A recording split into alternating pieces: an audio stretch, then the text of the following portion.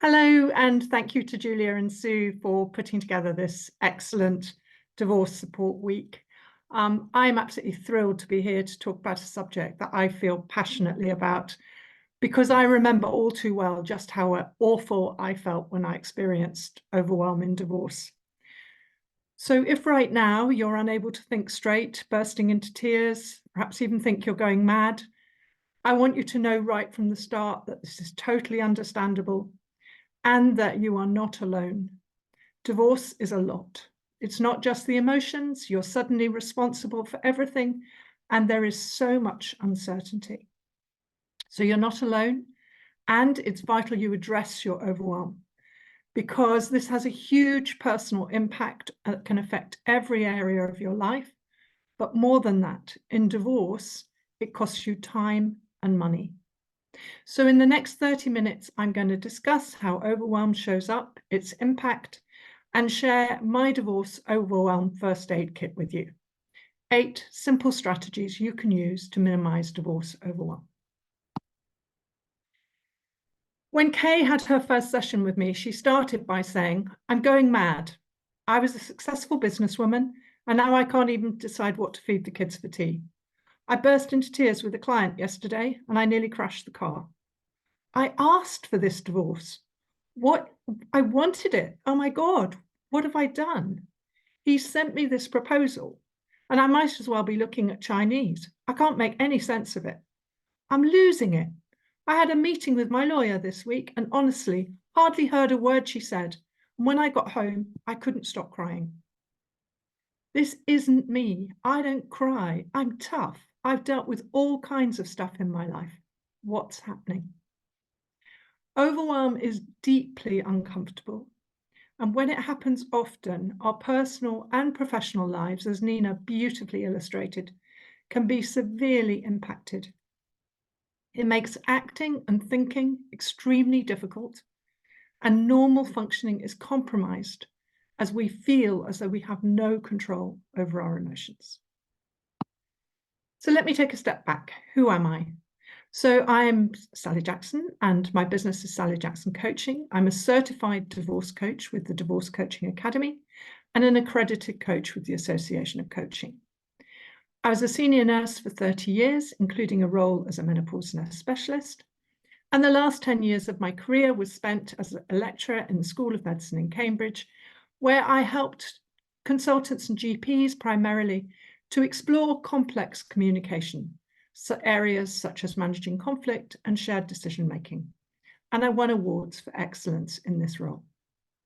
So I use my knowledge and expertise of coaching, health, menopause, complex communication, and grief support to help clients emotionally and practically prepare for the dissolution of their marriage in the most time-efficient and productive manner.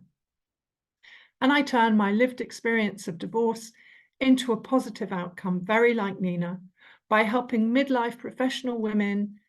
I meant very like, oh no, I've forgotten her name. The lovely speaker who spoke about soul divorce, Lydia.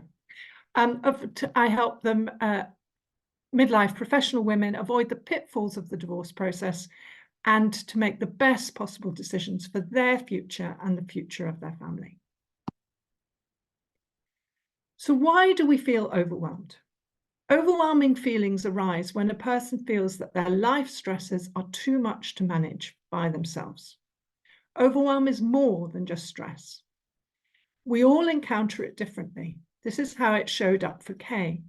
And as divorce coaches, it's vital that we ask our clients about their physical and psychological symptoms and signpost them to further help.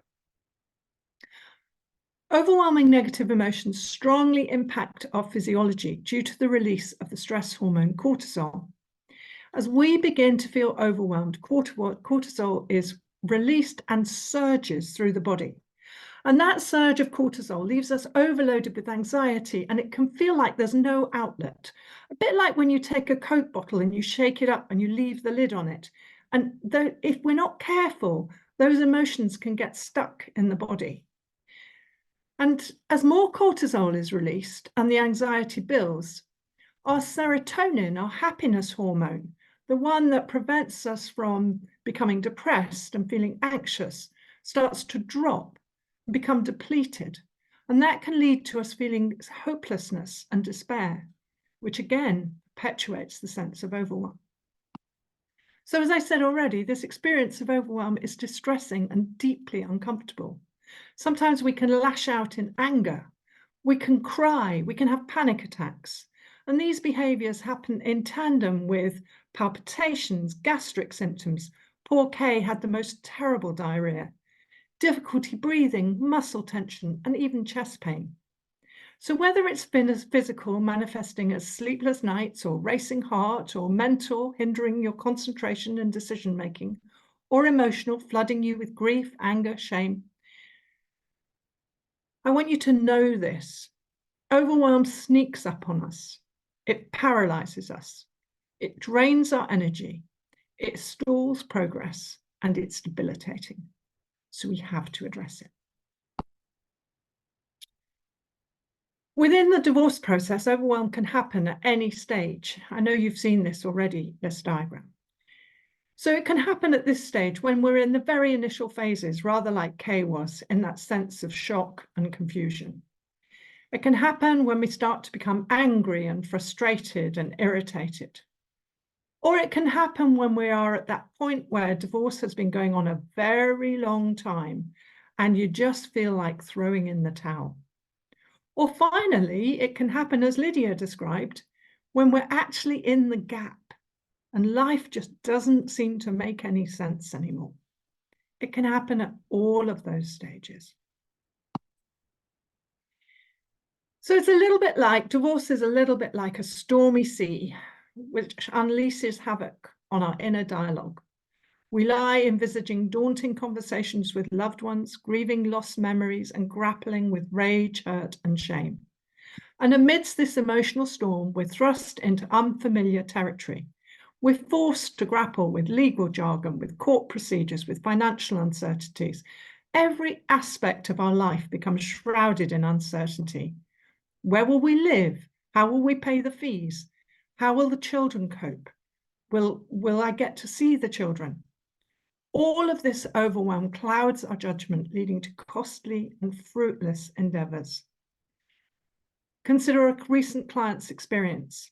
She'd spent £750 on tear-filled lawyer meetings, followed by £1,050 on emails, ultimately circling back to square one. Sometimes she sent 15 emails in one night. When overwhelmed like this, engaging in the business of divorce is futile.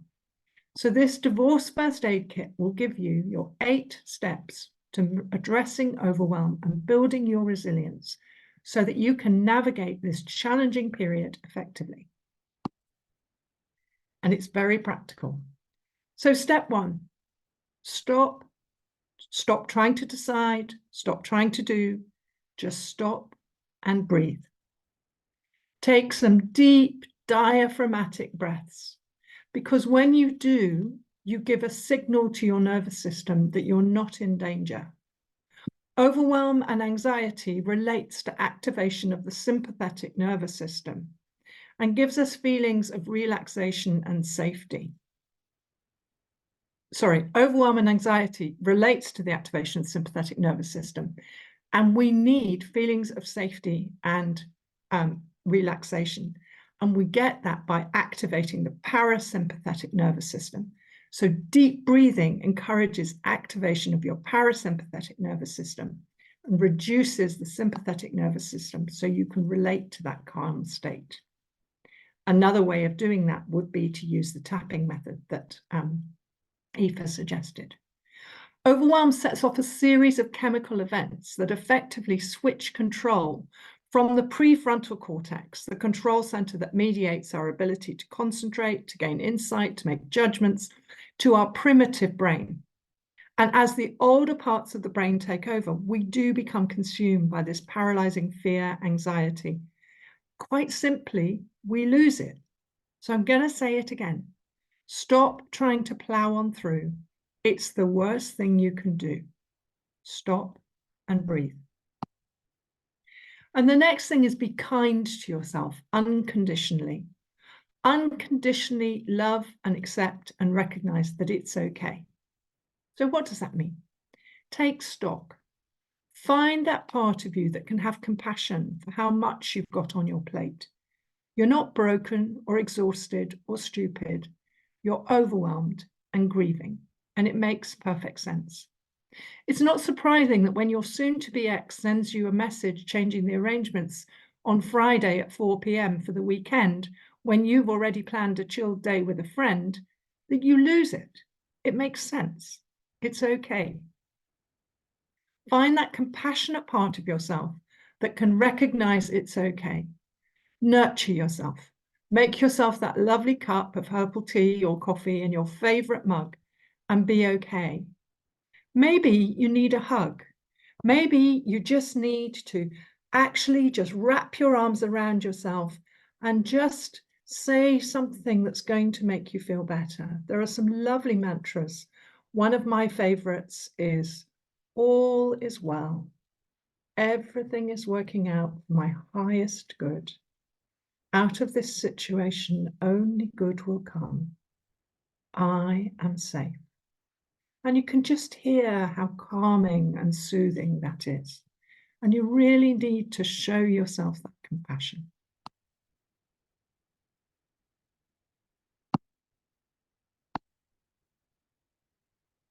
So, step 3, you need to know what you need. Being resilient and effective starts with looking after you.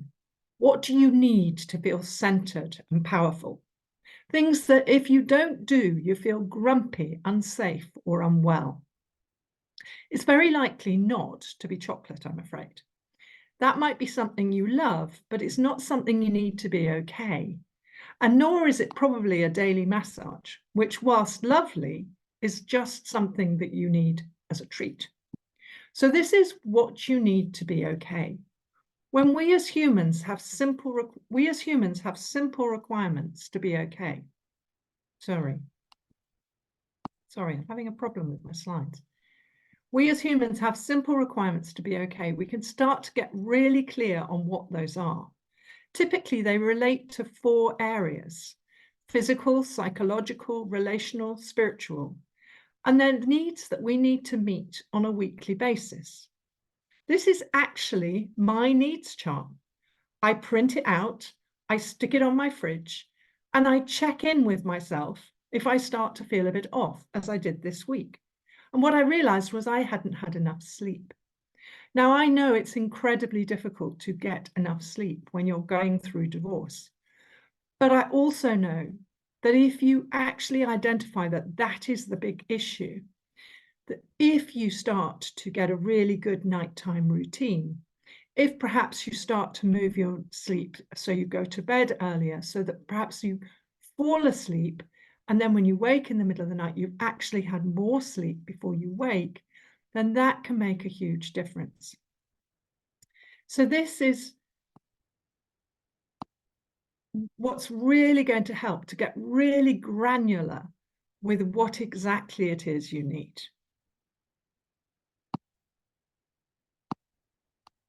Don't know what's happened to my slides. Next, we're going to think about emotions. So this is step 4. So acknowledge, accept, and recognize your anger without judgment. It's okay to be angry. It's a natural response to the upheaval in your life. Same with crying. Some of us think crying is a sign of weakness. Crying is just as normal as laughter, and we need not to meet it with judgment or perceive it as weakness, but instead understand that it is one of our self-soothing behaviors. Understand, explore the underlying emotions beneath your anger. Is it masking hurt, fear, disappointment? Understanding these layers can provide insights into your needs that we just talked about, and also your motivations. And I'll come back to this a bit more. Express yourself constructively. Find healthy outlets for your anger. Maybe you confide in a trusted friend. Maybe you journal. Or maybe you have a particular thing you love to do, to run or to walk, Whatever you can do that's physical, that's going to be fantastic. So what does this look like practically? Take a moment to sit with the emotion, acknowledge its presence, its significance, and recognize that it's saying, I need attention. Spend some time working out what that emotion is. Is it hurt, anger, or another emotion? And at the same time, notice the physical sensations in your body. How is it manifesting? Are you getting a tightening in your throat? Are you feeling sick? Take a deep breath and observe both your emotional state and your physical reactions, and ask yourself, what do I need to feel better? And break the cycle of emotional stagnation. As I said, emotions get stuck in our body. We need to move to get them out. And one of the very best ways to do that is to dance to music. So if you can find some music you love and you can dance to that music, you will be amazed at how it's able to release emotions for you. A great way is to keep perspective and to identify what those emotions might be is actually a tool called the zones of regulation. I use this as a grief support worker when I'm working with children, but I've also found it's very helpful for some clients who are really struggling to even articulate what their emotions are. And sometimes are feeling as though one particular emotion is all they can feel. And yet when we start to unpick that, it becomes much more nuanced. So for example, I had a client who, when we started, she said, I just feel angry. But actually, when we dug a bit deeper, there was a bit of pride in there. She had actually taken some time out. She had stopped and not pushed through on a particular thing the day before. And she was proud of that. But she was also feeling quite tired. And she was worried about whether or not her ex was going to message. So when you start to look at this a little bit more subtly, you can begin to think about what needs you've got and how you can meet them. And I usually encourage clients to just start with the colors and to put the words themselves into the box. And it can be really helpful. It's also helpful to use scaling around emotions as well. If you know that when you woke up in the morning, you just felt a 1 in terms of anger, let's say, and then you felt an 8 when you realized that your ex hadn't submitted their Form E on time. Well, you can then ask yourself, so what is making me so angry? Well, I feel like I'm out of control. Okay, so what can you do to actually step back and give yourself that sense of control? And step 5 is challenge your thoughts. This image is actually from Wilding, The Predictive Brain. Your brain will see what you choose to focus on, and it's possible to shift your mind simply by shifting your attention. I wonder, could you put in the chat for me, or could someone let me know, because I'm not sure I could look at the chat. What do you actually see in this image?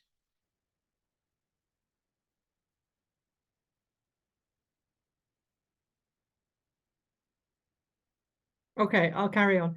So it's very easy to think that you see squares, but actually there are also circles. And it just depends where we give our attention to. So when we are fueled by worry and we're ruminating, it can be really hard to challenge your thoughts. But actually, if you can manage to, it can make a huge difference. And also if you feel able to switch your thoughts. So instead of thinking about all the things that are wrong at the moment, if you can start to focus on gratitude and self-acceptance, your brain can't actually hold a positive and a negative thought at the same time. So really sort of trying to challenge your thoughts can be very helpful. And equally trying to see things through the other person's perspective, remembering that we don't all see things the same way, but also remembering you don't see the same way depending what emotional state you're in. So, step 6, understand that there are some things you cannot control. So it's natural to wish to control every aspect, like when your ex returns their paperwork, arranges the child coat, how you want them to communicate. However, it's crucial to acknowledge what you can and cannot control in these situations. So what is within your control? Your feelings and your thoughts. You have power over your emotional responses and your mental outlook. And all the things I've been talking about are helping you to do that. Your choices, you have choices over how you're going to act and behave. Aoife's comment about, am I objecting to the person or am I objecting to the suggestion, is so, so helpful. You're also responsible for your own communication style and your approach. And when faced with frustration over your ex's actions, reminding yourself of these boundaries and giving yourself a sense of agency. What do I have control over? So remember, your breath is your anchor. You can take control of your emotions. What else can you do? So let's imagine for a minute that you've received an email. It's very easy to think, I need to open that email. I've got an email from my ex, I need to open it. It's burning in my head. But actually, just take a moment. Do you want to open that message right now? Because you have control over that. Do you have the right support around you to open that email right now? Maybe you want to shift your emotional state and to listen to a particular tune like Rise Up that actually really gets you into a good place. Maybe you want to have some comforting things around you, or perhaps you're going to ring a trusted friend and they're going to come and sit with you. When you open that email, how can you change it so that perhaps you read it in a different way? Maybe you change the typeface so it looks like a child's handwriting. All of these things are things within your control. Ultimately, your words, your actions, your decisions, your emotional well-being are within your control. And when you recognize and embrace what you can control, you can navigate your divorce overwhelm with so much more resilience and clarity. We've heard a lot about support, but if there is one thing that I think will help you in this moment, it is to manage your time and energy better during your breakup or divorce. It is the ability to ask for help. We don't do it. We must. Friends, family, why is it we don't ask for help? That is a great question to journal on. I honestly don't know how I'd have got through my divorce without my family and friends. Never had anything thrown my world into such utter turmoil at such high speed. And they were there, ready to give me practical and emotional support.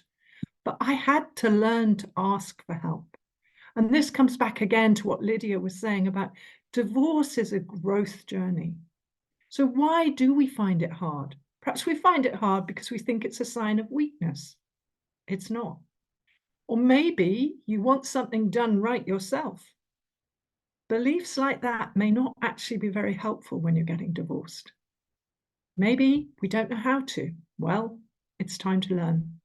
This is all stuff you can work with your divorce coach. You may well need other professional help, legal guidance to help you understand your options. Julia's gone through that beautifully for us. And financial advice. We've just heard Aoife. Maybe you need a financial advisor to avoid the pitfalls and help you plan for your future. And perhaps a therapist if you're going through trauma. And don't forget support groups. This was our divorce support walk. So my tips, ask and accept any help that's offered. Choose your friends wisely. You will have friends who are drains and you will have friends who are radiators. You know who your radiators are. They're the people you go to for hugs. They provide you with perhaps a meal or they suggest a walk. They energize you. The drains might be going through divorce themselves. They might like to offer what they think you need to do to fix it. They might also be quite negative people who actually like to hear you tell your story and actually keep you stuck in your story. They maybe keep you in a place of victim. You don't want to spend time with your drains. Get really clear on who your friends, who are your radiators that are your friends. And if there's a support group in your area, consider going, get recommendations, and also get recommendations for your professional team and speak to a few of them. See who you click with. Because as we've said, you're not quite yourself at the moment, and you really need someone who you feel you can relate to.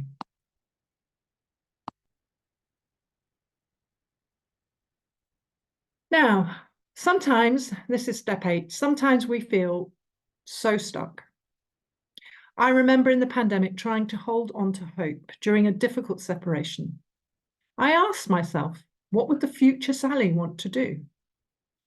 We'd always planned to travel. Lydia, you might relate to this. And I still wanted to, but I was terrified of traveling alone. And no one was traveling anyway. The world had shut down. So for a moment, I felt like I should give up trying to think about it. And then I thought, now I'll ask myself one of my favorite questions. What one thing can I do to feel like I'm moving forward? This is such a helpful question when you feel stuck, because it doesn't have to be big, just one step. And sitting in front of my CPC, I searched for travel groups that would be my one thing. From there, I joined 5W, Women Traveling Worldwide, the most wonderful group of intrepid travelers. And for a while, I just enjoyed their stories on Facebook, the trips they've made in the past. And then in a Zoom session, I met Daniela, a Venetian lady who made costumes for the Venice Carnival.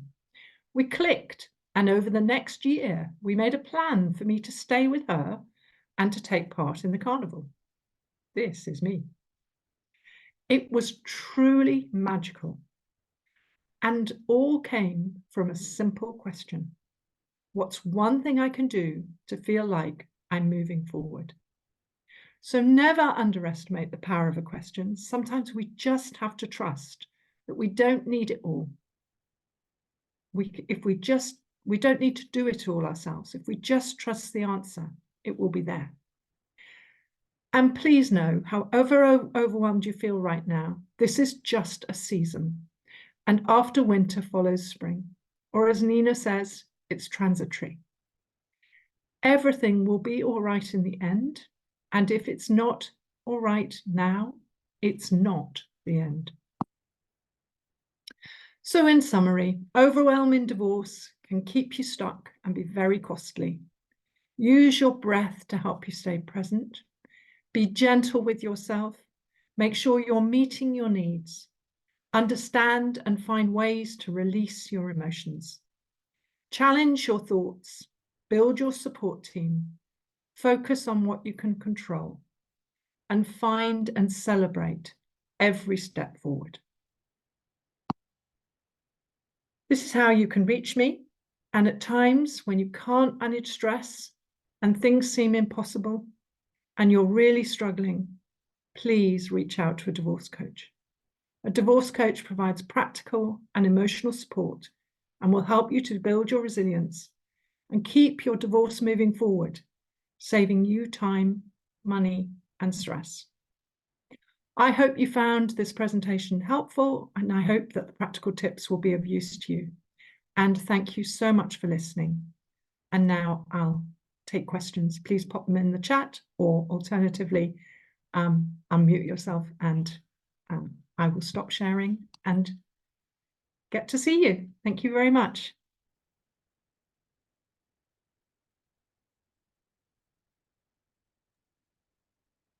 Very well done, Sally. Oh, thank you.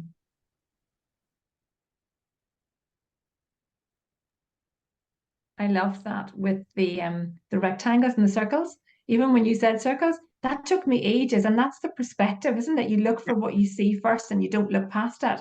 That's the first one I've got really caught on. Very good. Good, good. I really like that one because it is so much more difficult than Yeah. yeah.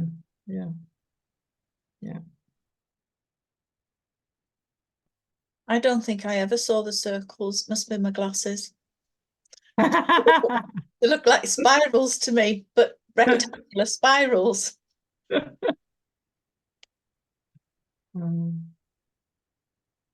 Maybe if you watch it again, just step a bit back, Yeah. Yeah. move, and then you can see the different shapes.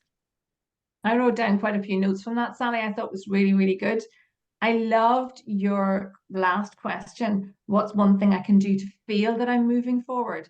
And the idea of going to Venice for a carnival is like, oh, that kind of lit me up. And I thought it just starts with a question and idea, doesn't it? And Yeah. you never quite know where it's going to go, but that's brilliant. Yeah, yeah. And I feel that gives such a sense of hope for people maybe who are Totally. watching, who, you know, maybe feel really stuck in it. I really wanted them to know that actually, you know, it is just a season. Yeah.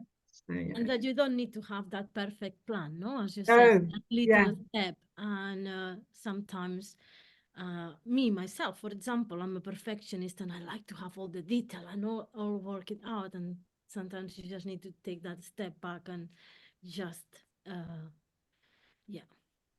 I'm much more a go with the flow. Say that again, Sue? I'm much more go with the flow. Oh. I don't see the detail, I just see the big picture. Yeah, Yeah. we are different. We're all different, aren't we? Yeah. Thank goodness for that. Yes. I'm getting more relaxed though, as I'm getting older. There are things that I'm not so obsessed about, but yeah.